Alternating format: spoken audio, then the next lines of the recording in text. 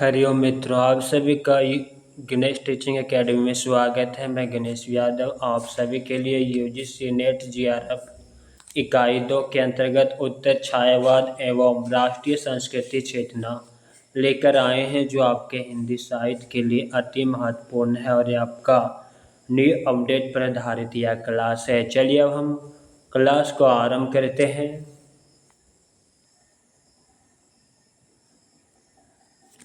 उत्तर छायावाद और राष्ट्रीय सांस्कृतिक काव्यधारा के प्रमुख कवि और रचनाएं के बारे में विस्तार से देखते हैं। छायावादी काव्य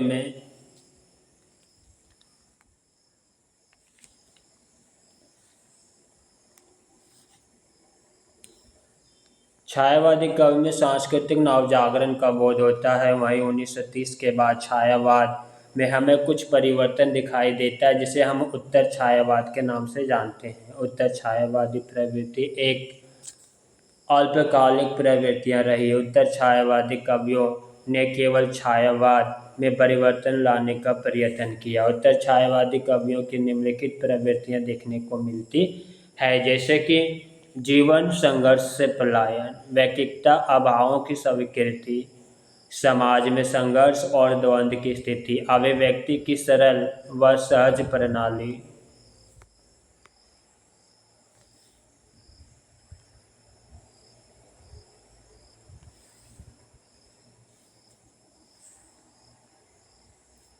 उत्तर छायावाद काल के प्रमुख कवि में से एक हरिवंश राय बच्चन जी हैं। हरिवंश राय श्रीवास्तव बच्चन का जन्म 27 नवंबर 1907 और मृत्यु 18 जनवरी 2003 को हुआ। हिंदी भाषा के एक कवि और लेखक थे। हालावाद के प्रवर्तक बच्चन जी हिंदी कविता के उत्तर छायावाद काल के प्रमुख कवियों में से एक हैं। उनकी सबसे प्रसिद्ध कृति मधुशाला है। उन्होंने इलाहाबाद विश्वविद्यालय में अध्ययन किया। बाद में भारत सरकार के विदेश मंत्रालय में हिंदी विशेषज्ञ रहे। अनंतर राज्यसभा के मनोनीत सदस्य बच्चन जी की गिनती हिंदी के सर्वाधिक लोकप्रिय कवियों में होती है। इनके पिता का नाम प्रताप नारायण श्रीवास्तव तथा माता का नाम सरस्वती देवी थी।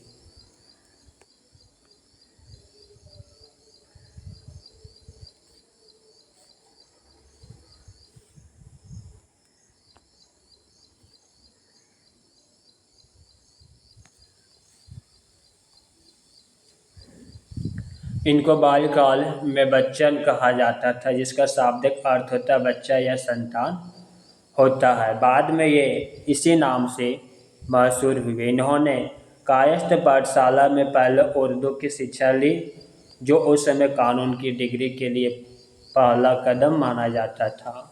उन्होंने प्रयाग विश्वविद्यालय से अंग्रेजी में एमबीए और कैम्ब्रिज विश्वविद्यालय से अंग्रेजी साहित्य के विख्यात कवि W.V. ईट्स की कविताओं पर शोध कर पीएचडी पूरी की। 1926 में 19 वर्ष की उम्र में उनका विवाह श्यामा बच्चन से हुआ, जो उस समय 14 वर्ष के थी। लेकिन 1936 में श्यामा की टीबी के कारण मृत्यु हो गई। 5 साल बाद 1941 में बच्चन ने एक पंजाबन तेजी सूरी से विवाह किया, जो रंगमंच तथा गायन से जुड़ी हुई थी।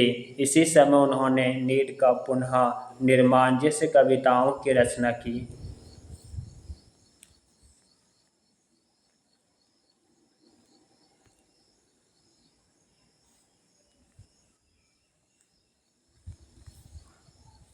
तेजी बच्चन से अमिताभ तथा अजिताभ 2 पुत्र हुए। अमिताभ बच्चन एक प्रसिद्ध अभिनेता हैं। तेजी बच्चन ने हरिवंश राय बच्चन द्वारा शेक्सपियर के अनुदित कई नाटकों में अभिनय का काम किया। उनकी कृति 2 चट्टानों को 1968 में हिंदी कविता का साहित्य अकादमी पुरस्कार से सम्मानित किया गया था। इसी वर्ष उन्हें सोवियत लैंड नेहरू पुरस्कार तथा एफ्रो एशियाई सम्मेलन के कमला पुरस्कार से भी सम्मानित किया गया। बिरला फाउंडेशन ने उनकी आत्मकथा के लिए उन्हें सरस्वती सम्मान दिया था। बच्चन को भारत सरकार द्वारा 1976 में साहित्य एवं शिक्षा के क्षेत्र में पद्म भूषण से सम्मानित किया गया था। कविता संग्रह तेरा हार 1932 ईस्वी, मधुशाला 1935 ईस्वी, मधुबाला 1936 ईस्वी, मधु कलश 1937, निशा निमंत्रण 1938, एकांत संगीत 1939, आकुल अंतर 1943, सतरंगिणी 1945, हलाहल 1946, बंगाल का काव्य 1946, खादी के फूल 1948, सूत की माला 1948, मिलन यामिनी 1950, प्रणय पत्रिका 1955, धार के इधर उधर 1957, आरती और अंगारे 1958, बोध और नाचगार 1958, त्रिभंगिमा 1961, चार खेमे 64 खुत्ते 1962, दो चट्टाने 1965,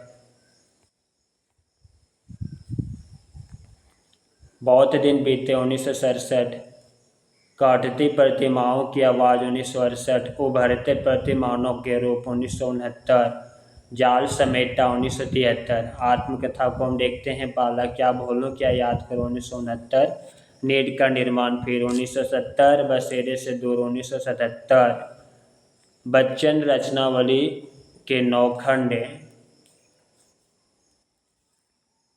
1983, 10 द्वार से सोपान तक 1950 ईस्वी,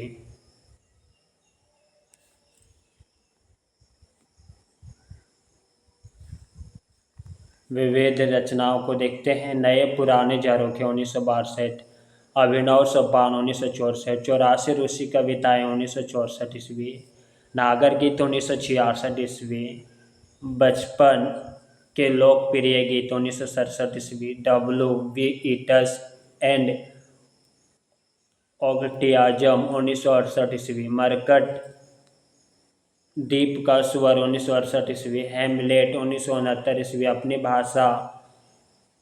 भाषा अपनी भाव प्राय 1970 ईस्वी, पंत के 100 पत्र 1970 ईस्वी, प्रवास की डायरी 1971 ईस्वी, किंग लियर 1972 ईस्वी, टूटी छूटी कड़ियाँ 1973 ईस्वी, मेरी कविताएं की आधी सदी 1981 ईस्वी, सो हंस 1981 ईस्वी, 8वें दशक की प्रतिनिधि श्रेष्ठ कविताएं 1982 ईस्वी, मेरी श्रेष्ठ कविताएं 1984 ईस्वी, आ रही रीव की सवारी।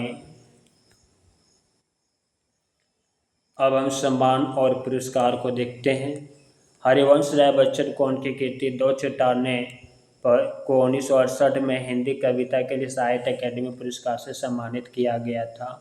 उन्हें सोवियत लैंड नेहरू पुरस्कार तथा एफ्रो एशियाई सम्मेलन के कमला पुरस्कार से भी सम्मानित किया गया। बिरला फाउंडेशन ने उनकी आत्मकथा के लिए उन्हें सरस्वती सम्मान दिया। 1955 में इंदौर से होलकर कॉलेज में हिंदी विभाग के अध्यक्ष डॉक्टर शिवमंगल सिंह सुमन ने हरिवंश राय बच्चन को कवि सम्मेलन की अध्यक्षता के लिए आमंत्रित किया था। हरिवंश राय बच्चन को भारत सरकार द्वारा 1976 ईस्वी में साहित्य एवं शिक्षा के क्षेत्र में पद्म भूषण से सम्मानित किया गया था।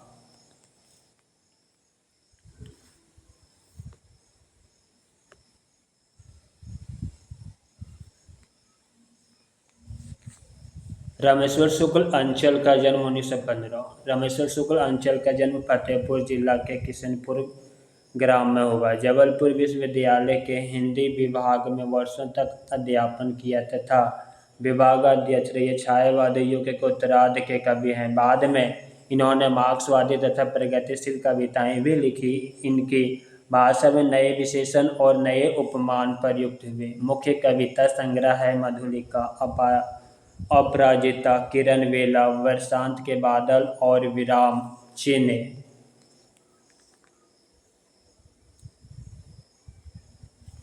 नरेंद्र शर्मा की प्रमुख रचनाएं: सोल फूल 1934, कर्ण फूल 1936, प्रभात फेरी 1938, प्रवासी के गीत 1939, कामनी 1943, मिट्टी और फूल 1943, पलाश वन 1943, हंसमाला 1946, रक्तचंदन 1949, अग्निसास्य 1950, कदली वन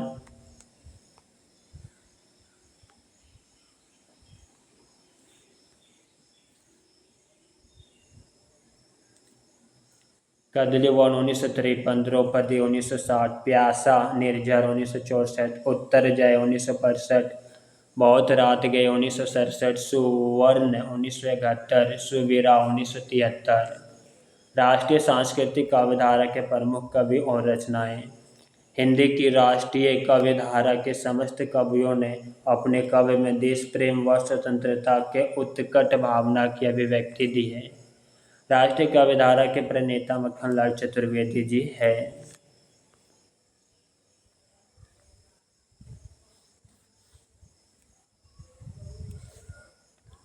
मक्खनलाल चतुर्वेदी का जन्म 1888 और मृत्यु 1970 ईस्वी। काव्य रचना में पहला हिम किरीटिनी, दूसरा हिम तारगिनी, तीसरा युग चरण, चौथा समर्पण, पांचवा माता, छठा वेणु लौ गुंजे स्वर। बालकृष्ण शर्मा नवीन का जन्म 1897 और मृत्यु 1960 ईस्वी। काव्य रचनाओं में पहला कोम, दूसरा अपलक, तीसरा रश्मि रेखा, चौथा कुवासी, पांचवा बी अस्मृता, छठा और मिला, सातवां विनोबा, अष्टावन और आठवां प्रेम अर्पण।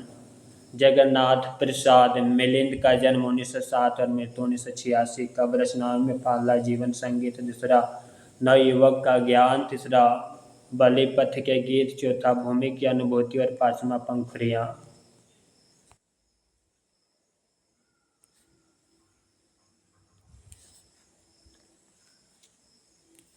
सुभद्रा कुमारी चौहान जन्म 1904 और मृत्यु 1947 ईस्वी। काव्य रचनाओं में पहला मुकुल, दूसरा नक्षत्र, तीसरा त्रिधारा। सोहनलाल द्विवेदी का जन्म 1905। काव्य रचनाएं पहला भैरवी, दूसरा पूजा गीत, तीसरा वासव दत्ता, चौथा कुणाल, पांचवा युग आरंभ, छठा बसंती, सातवां बांसुरी, आठवां मोदक, नौवां बाल भारती। उदय शंकर भट्ट का जन्म 1898, मृत्यु 1964 ईस्वी। काव्य रचनाओं में पहला तक्षशिला, दूसरा राका, तीसरा मानसी, चौथा विश्वामित्र, पांचवा मत्स्यगंधा, छठा विसर्जन, सातवां युगदीप, आठवां अर्थात और कल्पना, नौवां अमृत और वेश्य।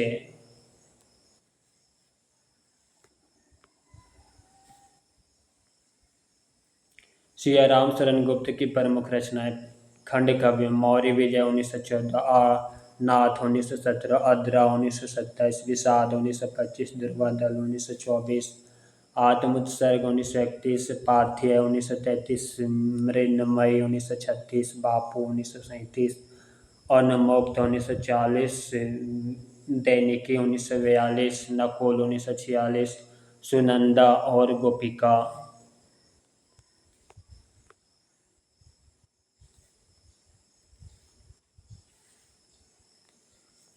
रामधारी सिंह दिनकर का विस्तार से वर्णन। रामधारी सिंह दिनकर का जन्म बिहार के मुंगेर जिला के सिमरिया गांव में 23 सितंबर 1908 को हुआ। वे 1952 में राज्यसभा के सदस्य मनोनीत किए गए।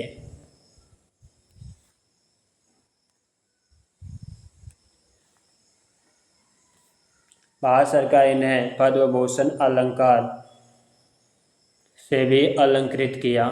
दिनकर जी को संस्कृति के 4 अध्याय पुस्तक पर साहित्य अकादमी पुरस्कार मिला। अपनी काव्य कृति उर्वशी के लिए इन्हें ज्ञानपीठ पुरस्कार से सम्मानित किया गया। दिनकर औजे के कवि माने जाते हैं। इनकी भाषा अत्यंत प्रभावपूर्ण, ओजस्वी और सरल है। दिनकर की सबसे बड़ी विशेषता है अपने देश और युग के सत्य के प्रति सजगता। दिनकर ने विचार और संवेदना का सुंदर समन्वय दिखाई देता है। इनकी कुछ कृतियां में प्रेम और सौंदर्य का भी चित्रण है।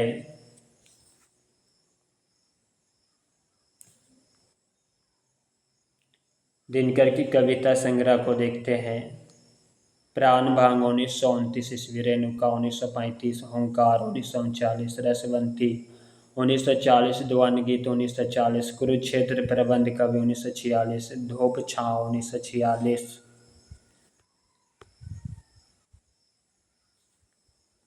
सामधेनी 1947, बापू 1947, इतिहास के आंसू 1951, धूप और धुआं 1951, मिर्च का मजा 1951, रश्मि 1952, नीम के पत्ते 1954, दिल्ली 1954,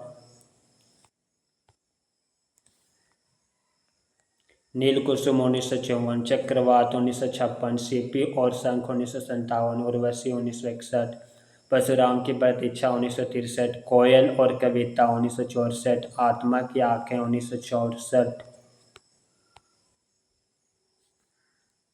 हारे को हरे नाम 1970, रामधारी सिंह दिनकर के खंड काव्य कुरुक्षेत्र 1946 ईस्वी, रश्मि रथी 1952, चक्रवात 1956, उर्वशी 1961, माटी तिलक 1964, रामधारी सिंह दिनकर के निबंध मिट्टी की ओर 1946, अर्धनारीश्वर 1952, रेती के फूल 1954, भारत की सांस्कृतिक कहानी 1955, संस्कृति के 4 अध्याय 1956, हमारी सांस्कृतिक एकता 1956, उजली आग 1956, राष्ट्रभाषा और राष्ट्रीय एकता 1958 ईस्वी, वेणुवन 1958 ईस्वी, धर्म नैतिक और विज्ञान 1959, वट पीपल 1961, राष्ट्रभाषा आंदोलन और गांधी जी 1968, साहित्य मुखी 1968, हे राम 1969, भारतीय एकता 1971 ईस्वी।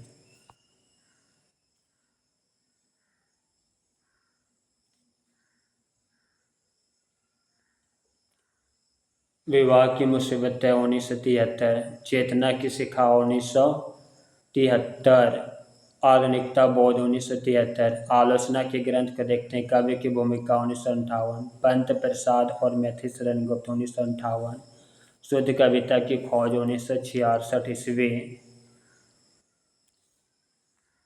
साहित्य मुखी 1968, आधुनिक बौद्ध 1973, संस्मरण की रचना को देखते हैं, वट पीपल 1961, लोकदेव नेहरू 1962, संस्मरण और श्रद्धांजलियाँ 1969, शेष निशेष 1985 ईस्वी, यात्रा वृत्तांत की रचना को देखते हैं, देश विदेश 1957, मेरी यात्राएं 1970, गद्य गीत की रचना, उजली आग 1956, डायरी की रचना दिनकर के डायरी 1973 ईस्वी, अनुवादित रचना आत्मा की आंखें और D.H. लॉरेंस 1964 ईस्वी, पुरस्कार एवं सम्मान 1952 ईस्वी में राज्यसभा सदस्य चुने गए, 1959 में पद्म विभूषण से सम्मानित किया गया।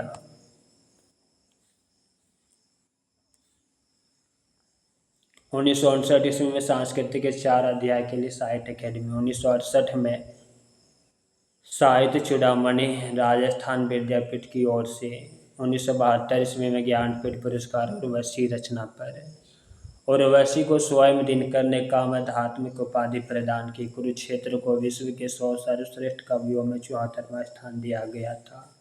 आचार्य रामचंद्र शुक्ल के अनुसार प्राणभंग प्रबंध कवि है। जब आचार्य द्वारा हिंदी साहित्य का इतिहास की रचना की बात की गई तब दिनकर ने 2 कवि संग्रह ही प्रकाशित हुए, पहला रेणुका, दूसरा हुंकार। लोकदेव नेहरू वट पीपल को संस्मरणात्मक विधा की रचना माना जाता है। अति महत्वपूर्ण कथन आचार्य रामचंद्र शुक्ल के अनुसार दिनकर की पहली रचना प्राणभंग है, जो कि एक प्रबंध काव्य है। मित्रों, आज की क्लास यहीं पे समाप्त करते हैं। क्लास कैसा लगा कमेंट बॉक्स में बस लिखिएगा, साथ ही अपने मित्रों को शेयर करना मत भूलिएगा। नेक्स्ट क्लास में हम छायावाद का अर्थ, स्वरूप एवं प्रमुख विशेषताएं लेकर आऊँगा। हरि ओम।